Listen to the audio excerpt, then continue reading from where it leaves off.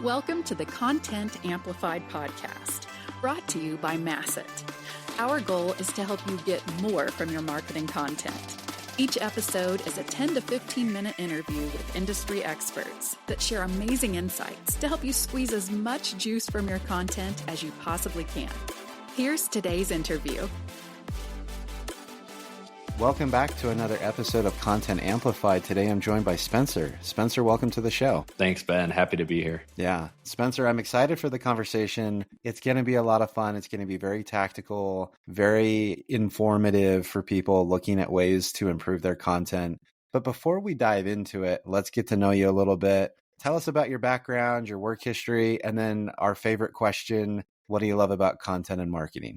Awesome. Well, I appreciate the opportunity to be here and excited to just get to share a little bit here.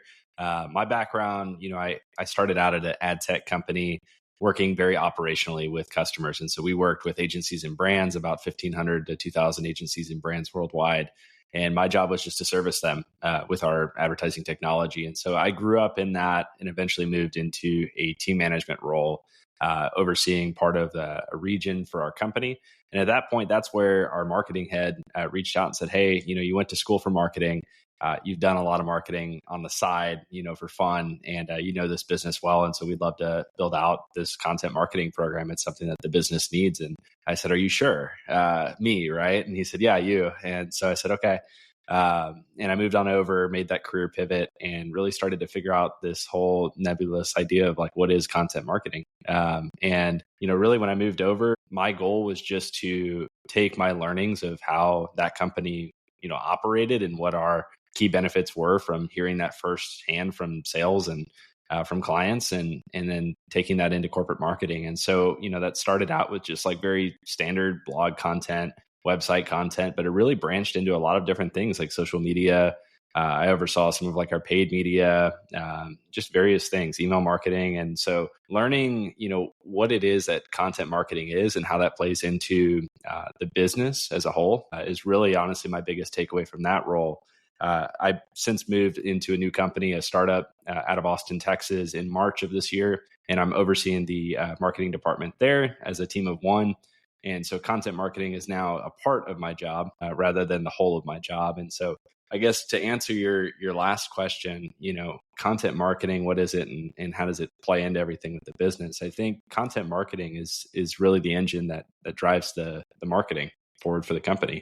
It's how you tell your story at a brand level. It's how you tell your story with prospects and current customers. It's how you interact with the world around you. And so the way that you structure the framework and the strategy for how you get there is so crucial and so vital to the success of your company and your marketing efforts. I love that. And that last statement is exactly what we're going to focus on for the episode today: how to really structure everything with your content marketing to make sure that the strategy, the execution, the alignment, the tools even that you're using actually fulfill the business needs. Now, every business has different needs and different wants and things like that, but really content is sometimes kind of a vague thing, and people will just post articles and things like that, and they're not really aligned to the business goals. So Spencer, when you think about it and you're looking at content, you spent so much time in this area. Now it's a big part of what you do as well as the head of marketing. How can content really line up with accomplishing the business needs? And how do you look at that system? So I think you need to look at it through a couple of lenses. The highest level is, what is the business out to do? What phase of business are we in? Who's our core customer? And really understanding just your brand attributes and what the positioning and messaging is from there. I think that pulls into corporate marketing and understanding what are the various objectives that we want to measure, the results that we're going to see out of the objectives that we're after. And so figuring out how do we back into that and then create content that aligns with those goals. So, I've worked in two very different environments now. Looking back at my initial environment at Simplify, my role there was very focused on taking what grew into an enterprise level tech company, ad tech company, and marketing that against very clear competitors in a very competitive space where, there's a market leader, there's 3 or 5 competitors that are very similar to one another, and you're trying to figure out how to differentiate yourself from the rest of the pack. At Sustainment, what I'm doing today and the challenge that we're trying to solve is that we're actually not selling solutions so much as we're selling a problem. And so what we're doing is we're taking an existing product category, which is supplier relationship management, and then we're verticalizing that within the manufacturing industry, which has never been done before. So when people ask us, hey, who are you like? It's very different for us to go into that conversation and say, well, this company is, backing into it in this portion of the problem, but no one's really holistically doing that. And at the highest level, you look at like an ERP or a CRM as a high level software that is overseeing part of that, but not really dedicated to the audience that we're speaking to. So that I say that as an example, basically to say, you can have two different environments and there's probably more options you could have there. But at least in my experience, I've seen what it looks like to back into it from the standpoint of, hey, we want to make sure that we are differentiated from the people to our left and our right who sound a lot like us, versus my current scenario, which is, hey, we're trying to sell a problem statement that we know is a real problem. And our core customer has a hard time identifying and communicating that problem. But once they see that problem, they can't unsee it. And their next logical step is to look for the solution. And we know how to provide that for them. So Spencer, I love that and everything you were talking about. I also really love that you're focusing on all these different business needs, from differentiating your business from others to educating the market about problems that they may not be able to recognize quite yet. So when you're looking at it, so you've kind of identified these business needs. Tactically, how are you keeping track of your content? How are you aligning internally, getting people on board with that, really kind of sharing that message across the entire organization? What does that system look like? Maybe even like what tools do you use and how do you manage and really do that functionally? Yeah, no, that's a great question. Well, you can never not communicate. And I think it's so vital to communicate what you're doing as a content marketer and what you're doing as a marketing department, especially where I'm at now, being in a startup where we have 20 to 30 full-time employees right now. It's crucial that everyone in the business understands what we're doing and has a grasp of why we're doing that. And so it's the day-to-day communication, via Slack, for example, of like, hey, we're putting out this social media post, we're putting out this blog post, we're at this event and here's why. And then it's also having the conversations in company all hands meetings of giving, some more of the quantitative metrics behind it of, hey, I want to give you the, synopsis of what we're working towards. Like, why are, all these pieces starting to come together and what is it all, helping us achieve? And so tactically speaking, what helps me stay organized, I think that's kind of what I'm trying to describe here, is that in order to communicate effectively, you need to be organized. And so for me, I use Monday.com. It's a great tool, great software to just be able to track status updates, changes, who's on what base for, what task and what project. Every content calendar I've ever built has been in Monday.com. And so, that's a really helpful tool for me to use. And then HubSpot, making sure that we're super integrated with our CRM, whether you use HubSpot, Salesforce, whatever it might be, making sure that just the content connects, down to the contact level. And especially today, it's so vitally important where account-based marketing is really, really taking off. I think content plays a really important role, that if you can take the time to set up your system to track what people are viewing, what they're consuming, how they're consuming it, and then how that plays into other marketing activities that you're tracking, and then eventually sales activities, it's going to give you much more of a 360-degree view of today's consumer. And so whoever your core audience is, I think it's really, really crucial that you're setting your content up in a way that's not just measurable in terms of how do we produce it through a tool like Monday.com, but it's measurable in terms of how is it being interacted with and how does it help us create better content to drive more of whatever the business need is that we're working towards in the end. I love that. So I want to double click on the account-based marketing piece as well. I think that that's really cool. Some people are really hyper-focused on the idea of, well, account-based marketing, should we create unique content for every single specific person? Or do we just create these categories? How do you kind of balance out content creation when you've got a set list of people that you're hoping to have consume the content? Maybe it's a little less about your SEO and some of that, but really hyper-focused. How do you kind of, differentiate in that circumstance? Yeah, I think one of the measures that's been taken within marketing that's been taken way too far is that A/B testing is A/B testing. It's not A, B, C, D, E, F testing. And that can mean a couple things, right? Like it can mean we're constantly optimizing, iterating to the point that we lose sight of what it is that we're after. And we lose sight of, these are the core values and the core audience we're trying to speak to. But it also can mean tactically that you're changing way too much in an email message or in content, or in length or format, that you actually don't have a single variable to truly measure with success and say, okay, that subject line performed better than that one. But if you're changing the subject, the body, the image all in once, it's not an effective way of going about that. And so, within account-based marketing, I think it's really, really critical that you take whatever approaches, again, backing into the business need.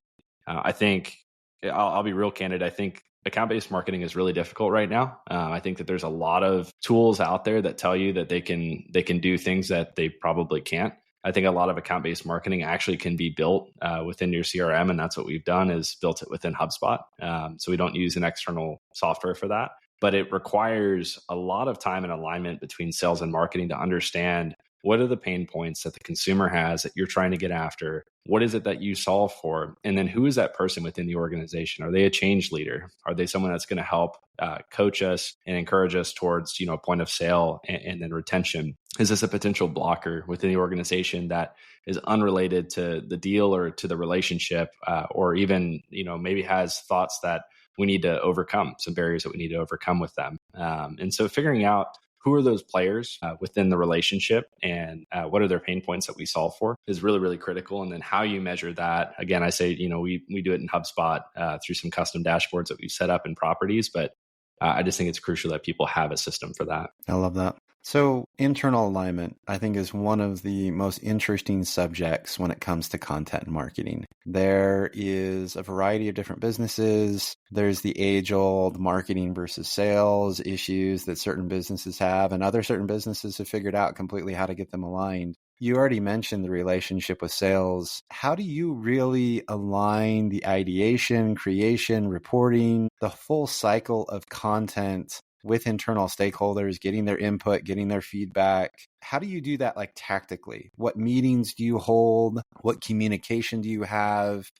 How does that function? Just give us some ideas of how you've seen it work really well. Yeah, so I definitely want to get into the tactical. I think the people aspect is so huge on this, especially between sales and marketing, which are, two very, I hate to say people-oriented type of people, but because that's such a broad general term, but very much so, very used to being external communicators in different ways. And so I think getting internal alignment between people who are usually strongly opinionated and care a lot about what the business is doing and how it's growing, getting that alignment is so, so critical. And yes, there's absolutely tactical ways to get there, but working with great people, working with, good communication skills in a set that is mutually agreed upon, and then calling things out when you guys get misaligned and need to get realigned is so, so critical. And then I think tactically speaking within that, there's nothing harder between sales and marketing, and frankly, within a go-to-market motion, than that MQL to SQL handoff. That's where the point of most friction occurs, and it's been that way for years, right? We've got all these tools to track, how we do that, but no one's necessarily cracked that nut for everybody on how we can get there. And so that's where I go back to the communication side of things, and then making sure that the initial goals that you set are widely understood within the organization. And I recognize, especially with my experience at a larger company and now at a startup, that's a lot easier to do at a smaller company. We're able to, I can just call our sales guy and get on the phone with him and be like, hey, Trev, this is what, I'm seeing, what are you seeing? And then we can kind of lay out the bullet points and then funnel that up, to our CEO and lead team and be like, hey, are you aligned? Is this what you're seeing? Go to the CFO. Is this in line with your expectations? And so we get off and running from there. That's a lot more difficult when you work in a department of 25 or 30 and you have a sales team of 100, 200, 300 people. So, I think just figuring out how do you communicate effectively? How do you get down to the simplest of criteria, not the easiest barriers, but just the simplest of criteria that make it super, super easy to measure. And then hopefully, you invest in software that allows you to automate tracking that so that it's not done manually and that you can scale your business accordingly. I love that. And I think that last point is really cool. You do things manually that you can figure out how it works, and then you acquire the software that lets you scale it. I think that's really important. I think sometimes people will buy software that they expect to solve the problem, but they can't figure out how to do it anyways manually, and the software doesn't do anything for them. No, totally. So that's an important part. Yeah, it's not the magic pill, right? It's not just plug in my marketing strategy and then you do it for me. You got to have a solid strategy and a framework before you can get the software to have it work. So it's a great point. I love that. Love it. And I love how you have a pretty simplistic, holistic, software stack as a whole. It's communication, it's not software. And I think that there's a lot of value with that. Totally. Spencer, we're out of time. These podcasts go by so quick. Thank you for the insights today. I love how you're aligning content with business goals. I love how you're aligning it with your internal stakeholders, how you're really collaborating, using software tools to really just get people on the same page. And I love that. If anyone wants to reach out and connect with you online, how and where can they find you? Yeah, so they can connect with me on LinkedIn. Just look up Spencer Traver and hopefully find my headshot there, bald guy with the white background, and can connect with me there. It'd be great. Love it. And we will link to Spencer's profile inside the show notes for anyone looking to connect with him to make it easy. Spencer, again, thank you so much for the time and all the insights today. Awesome. Thanks so much, Ben. I really appreciate the opportunity to be here and the conversation we had. Thank you for listening to the Content Amplified podcast. Please subscribe and leave us a review. And for additional ways to get more out of your content, visit our website at getmasset.com. That's getmasset.com. And tune in next time to the Content Amplified podcast.